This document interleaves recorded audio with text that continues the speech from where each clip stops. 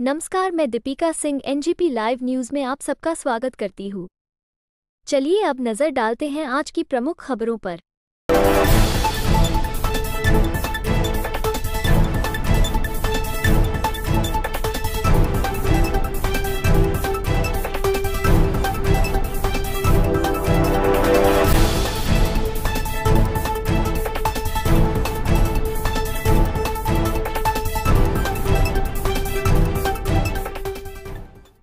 Stroke क्या होता है?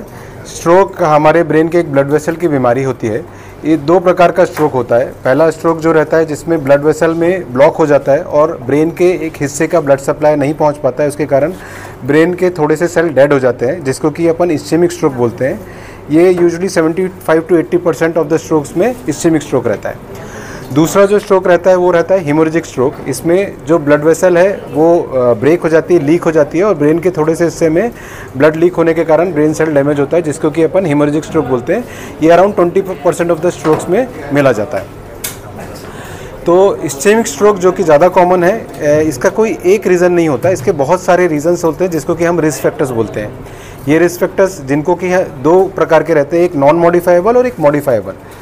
नॉन मॉडिफाइबल रिस्क फैक्टर्स वो होते हैं जिनको कि हम मॉडिफाई नहीं कर सकते हैं, जैसे कि इंक्रीजिंग एज, जेनेटिक फैक्टर जिनको कि फैमिली हिस्ट्री होती है।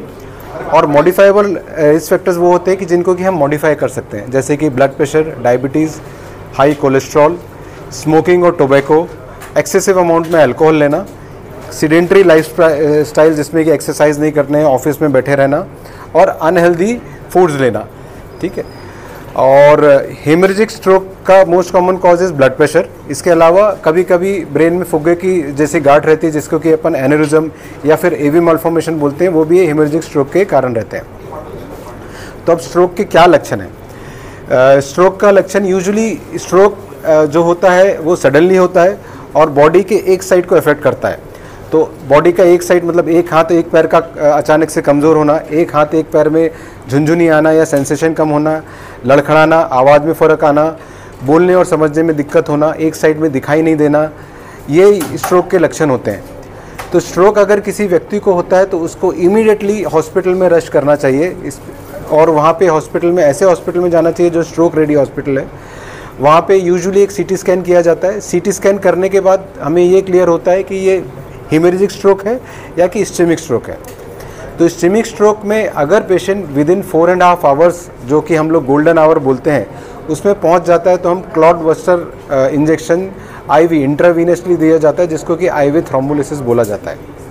तो ये जितने जल्दी दिया जाए उतने ज़्यादा पेशेंट को रिकवरी होती है और कभी कभी ये स्ट्रोक रिवर्स हो जाता है, कभी कभी स्ट्रोक अरेस्ट हो जाता है और बेटर रिकवरी होती है इससे।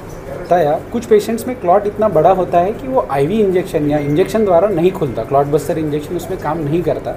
ऐसे केसेस में हम ब्रेन के अंदर पैर की नस या हाथ की नस के थ्रू ब्रेन के अंदर की नस में जाकर उस क्लॉट को पकड़कर उसे निकाल सकते हैं, जिसे मैकेनिकल थ्रोम्बेक्टमी कहते हैं। सरल भाषा में थ्रोम्बेक्टमी का मतलब है थ्रोम्बस को निकालना, क्लॉट को निकालना, और मैकेनिकल मतलब